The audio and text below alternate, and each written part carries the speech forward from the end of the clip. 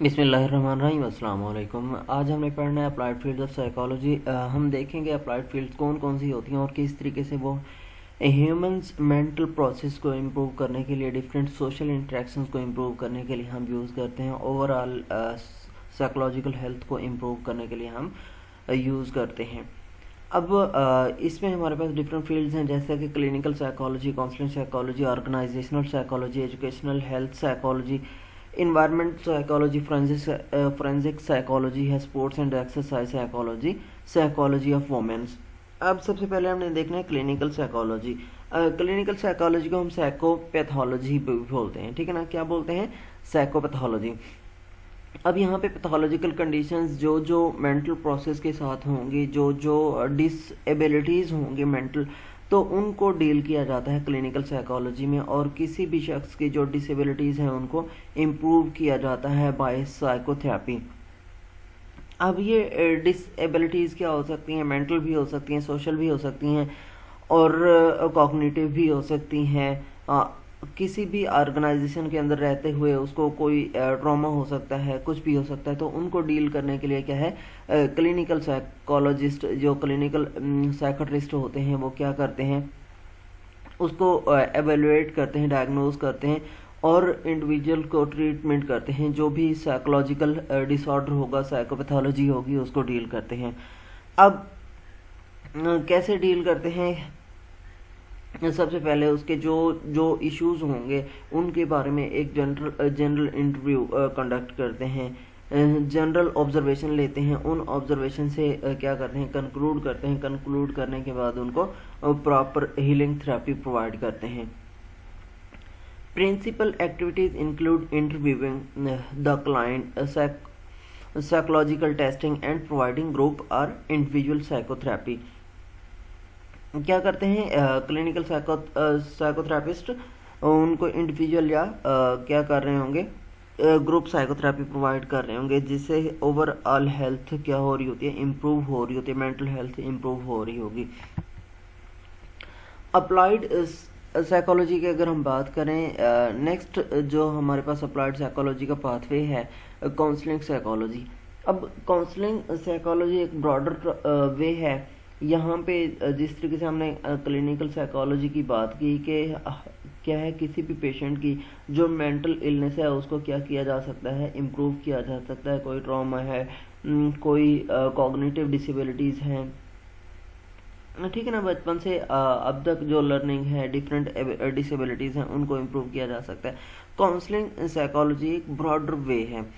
यहाँ पे आजकल हमारी सोसाइटी, अगर हम पाकिस्तान की बात करें, तो हर दूसरा शख्स क्या होता है, डिसअपॉइंटमेंट का शिकार होता है। उसके ख्याल में पूरी की पूरी दुनिया जो है वो गलत है और हम सही हैं, और जो कुछ भी किए जा रहे हैं हमारे साथ गलत किए जा रहे हैं।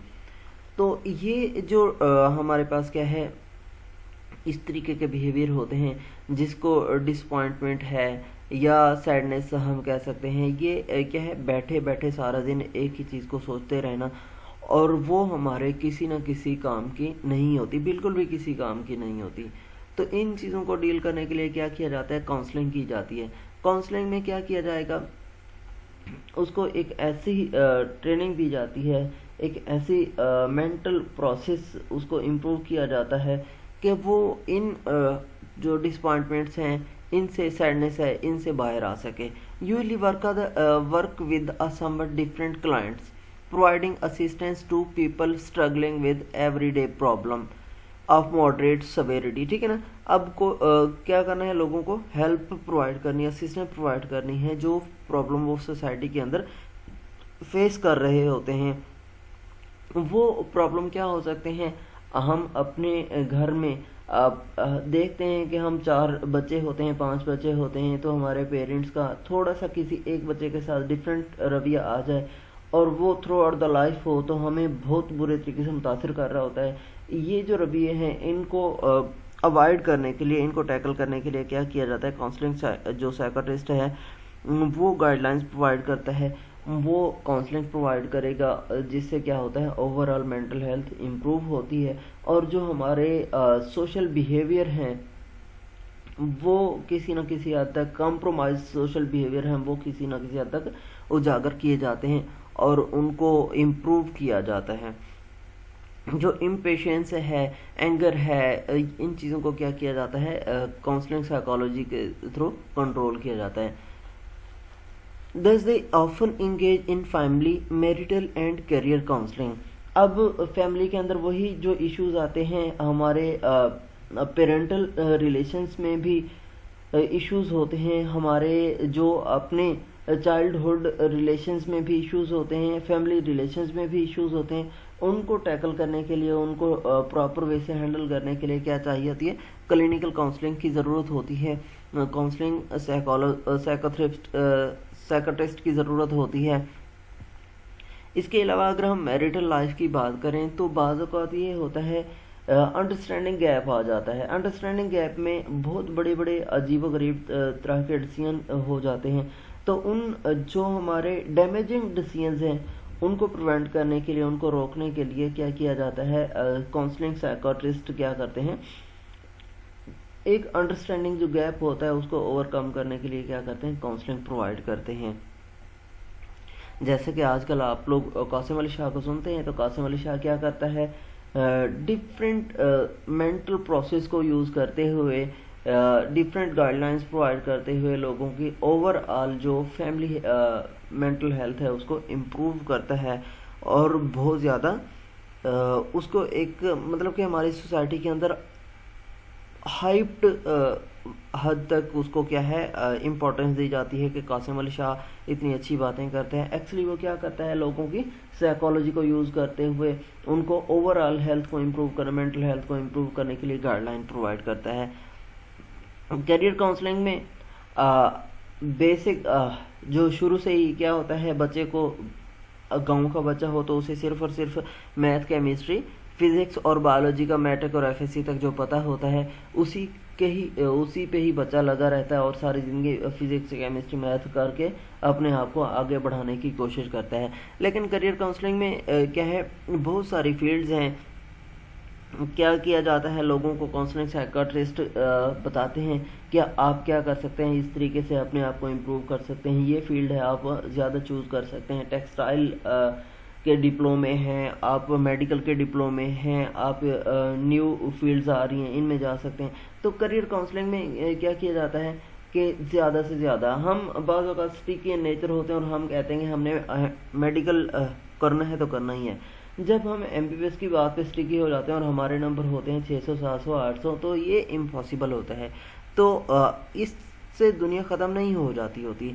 तो क्या है, करियर काउंसलिंग भी एक बहुत बड़ी फील्ड है जहाँ पे लोगों को गाइड किया जाता है कि आपके लिए ये फील्ड्स हैं, ये फील्ड्स हैं, ये फील्ड्स हैं, ये सूट करती हैं, तो आप इन फील्ड्स के अंदर बहुत ज़्यादा आसानी से ग्रो कर सकते हैं। नेक्स्ट हमारे पास ऑर्गेनाइजेशनल साइकोलॉजी है। सबसे बड़े इश्यूज और बड़े प्रॉब्लम्स किसी भी इंडस्ट्री के अंदर जो आते हैं, किसी भी ऑर्गेनाइजेशन के अंदर आते हैं, किसी भी इंस्टीट्यूट के अंदर आते हैं, वो अंडरस्टैंडिंग गैप होता है। अंडरस्टैंडिंग गैप हो सकता है, ये अंडरस्टैंडिंग गैप क्या करता है, मुख्तलिफ लोगों के दरमियान में एक बहुत बड़ा गैप क्रिएट कर देता है, जिससे क्या होती हैं, लड़ाइयाँ होती हैं, जिससे कॉन्फ्लिक्ट्स जनरेट होते हैं। उन कॉन्फ्लिक्ट्स को वो कॉन्फ्लिक्ट्स बहुत बड़े प्रॉब्लम्स को जनरेट करते हैं। तो क्या है, ऑर्गेनाइजेशनल साइकोलॉजी में it is an outgrowth of industrial psychology and also known as organisational behaviour. इसको ऑर्गेनाइजेशनल बिहेवियर का नाम भी दिया जाता है। क्या है, अब इसमें क्या होता है, it tries to study and solve the different organisational problem exist in the school. अब बात औक़ात ये होते हैं कि teachers are going to perform well but the headmaster headmistress is not appreciating them. ठीक है ना, जब उन्हें अप्रिशिएशन नहीं मिल रही होती तो उनमें एक क्या होता है, गैप क्रिएट होता है और वो जो गैप है परसिस्ट करते करते करते लॉन्गर टर्म परसिस्ट कर जाता है, जिससे क्या होता है, टीचर्स या कोई अदर स्टाफ होता है वो क्या करते हैं, वेल परफॉर्म नहीं करते। आहिस्ता आहिस्ता वो क्या करना शुरू कर देते हैं, अपनी एबिलिटीज़ को सप्रेस करना शुरू कर देते हैं। इसी तरीके से हॉस्पिटल्स है, यूनिवर्सिटी है, मिलिट्री है, या डिफरेंट इंटरनेशनल या मल्टीनेशनल कंपनीज होती हैं, उनमें भी यही होता है कि हर तरह के लोग होते हैं। लेगर्ड्स होते हैं, इनोवेटर होते हैं, ठीक है ना, जोकर्स होते हैं। तो इनकी जो एबिलिटीज़ हैं उनको इम्प्रूव किया जा सकता है इंडस्ट्रियल बिहेवियर को ओवरऑल इम्प्रूव करके। ऑर्गेनाइजेशनल साइकोट्रिस्ट इसको इम्प्रूव कर सकते हैं।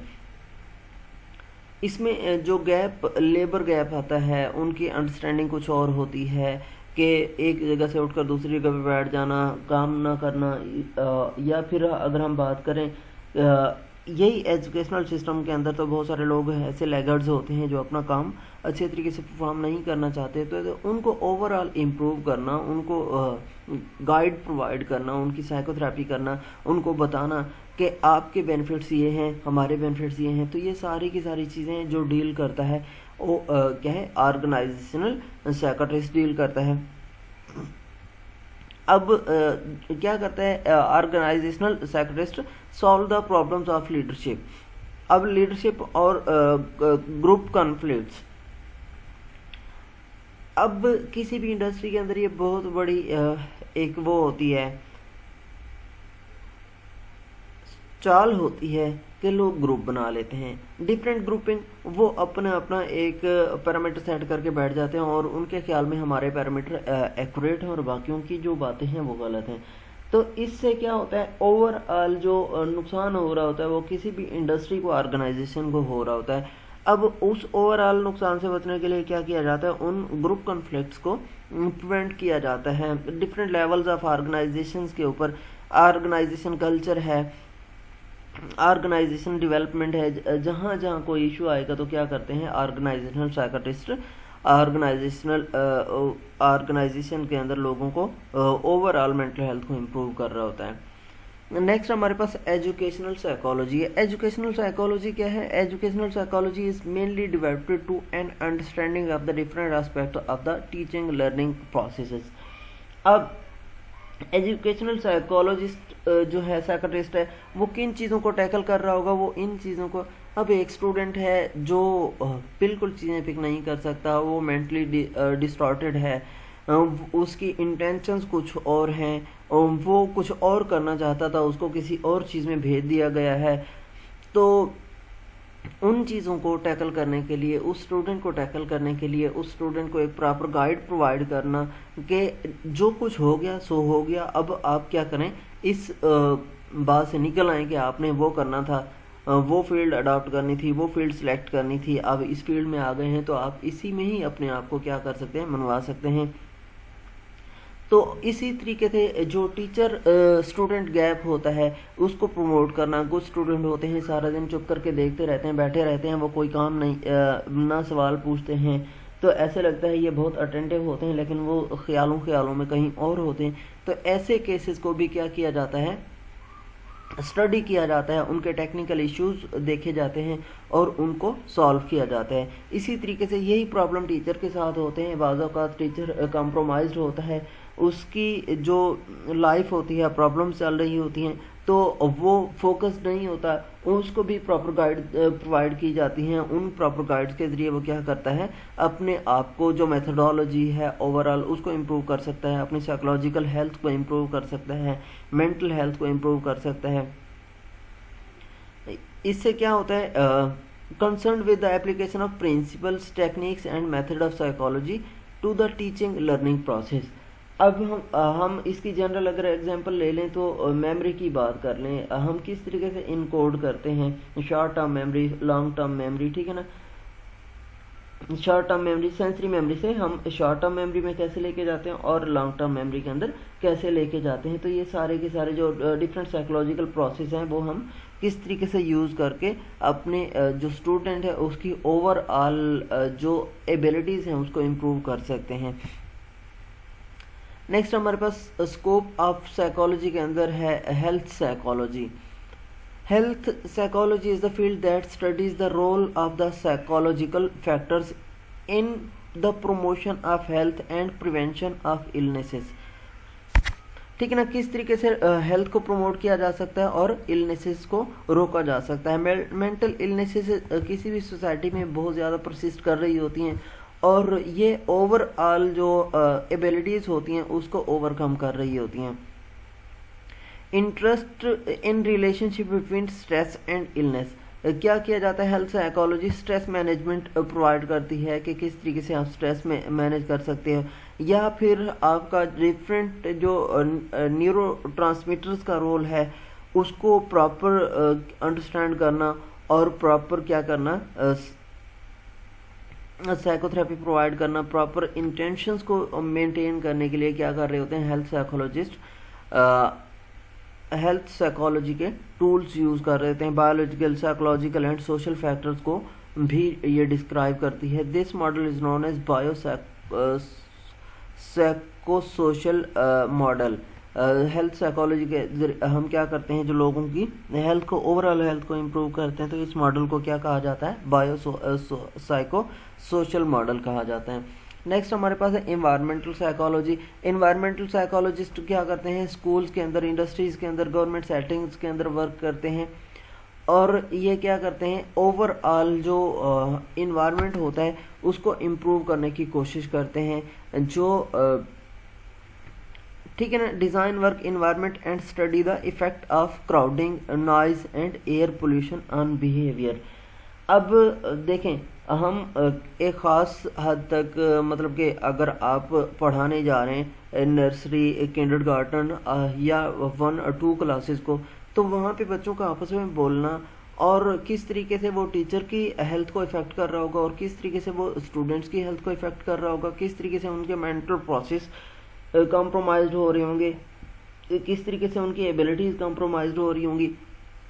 तो ये डिफरेंट इन्वायरमेंट्स, जैसे आप एग्जांपल ले लेते हैं हम टेम्परेचर इंक्रीज़ की, गर्मियों की, सर्दियों की, तो ये हमारे पास इन्वायरमेंटल साइकोलॉजी किस तरीके से ये इन्वायरमेंट्स क्या करते हैं, या नॉइज़ हो सकता है, पोल्यूशन हो सकती है, किस तरीके से किसी भी शख्स की ओवरऑल एबिलिटीज़ को ओवरकम करता है। ठीक है ना, तो इन चीज़ों के बारे में जो हमारी एबिलिटीज़ होती हैं उनको रिड्यूस करने में इन्वायरमेंटल फैक्टर का क्या किरदार होता है, वो आता है इन्वायरमेंटल साइकोलॉजी में।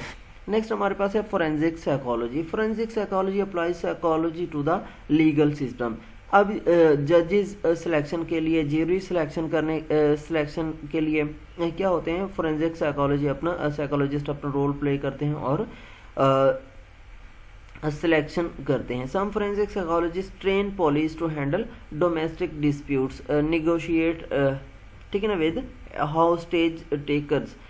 बहुत सारे डोमेस्टिक डिस्प्यूट्स आजकल आप लोग देखते हैं कि एक ख़ास जेंडर प्रमोशन या जेंडर इनएक्वलिटीज़ की बात की जाती है, वो एक साइकोलॉजिकल फैक्टर है। दो जेंडर के दरमियान में एक बहुत बड़ा गैप क्रिएट कर देना, जब दो जेंडर में एक बहुत बड़ा गैप क्रिएट कर दिया जाएगा तो उनमें क्या होगा, अंडरस्टैंडिंग गैप आ जाता है। उस अंडरस्टैंडिंग गैप की वजह से जो पेशेंस है वो कम हो जाता है, बेरेंस कम हो जाती है। जब पेशेंस कम हो जाएगा, बेरेंस कम हो जाएगी, तो overall both of the genders will be compromised. जब दोनों जेंडर कॉम्प्रोमाइज हो रही होंगी तो उनके ओवरऑल जो इफेक्ट्स होंगे दोनों जेंडर को बर्दाश्त करने पड़ रहे होंगे। तो इन चीज़ों को डील करने के लिए क्या है, फोरेंसिक साइकोलॉजिस्ट डिफरेंट जो डोमेस्टिक वायलेंस है या डोमेस्टिक हमारे प्रॉब्लम्स हैं उनको टैकल करने के लिए क्या करते हैं, पुलिस को ट्रेन करते हैं। नेक्स्ट हमारे पास sport and exercise psychology. The first applies psychology to athletic activities. ये क्या करता है, जो रोल ऑफ मोटिवेशन होता है, जो एथलीट्स होते हैं उनको मोटिवेट करता है, सोशल एस्पेक्ट्स बताता है, उनकी साइकोलॉजिकल जो होते हैं फिजियोलॉजिकल इम्पैक्ट होते हैं उसको ट्रेन करता है, मसल डेवलपमेंट के बारे में उसको ठीक है ना ट्रेन करता है, डिफरेंट ट्रेनिंग प्रोवाइड करता है, जिससे क्या होती है ओवरऑल मेंटल हेल्थ जब उसकी बूस्ट होती है तो उसकी एक्टिविटीज़ क्या हो जाती हैं, इम्प्रूव हो जाती हैं। नेक्स्ट हमारे पास है women psychology. It discuss the psychological factor relating to the women's behaviour and development. कि किस तरीके से बिहेवियर डेवलप होते हैं और डेवलपमेंट के साथ साथ बिहेवियर्स के अंदर कौन कौन सी चेंजेस आ रही होती हैं और कौन से फैक्टर इन्फ्लुएंस कर रहे होते हैं। Try to explain various issues like discrimination against women, ठीक है ना, structural differences between men and women, the effect of hormones on behavior, causes of violence against women and so on।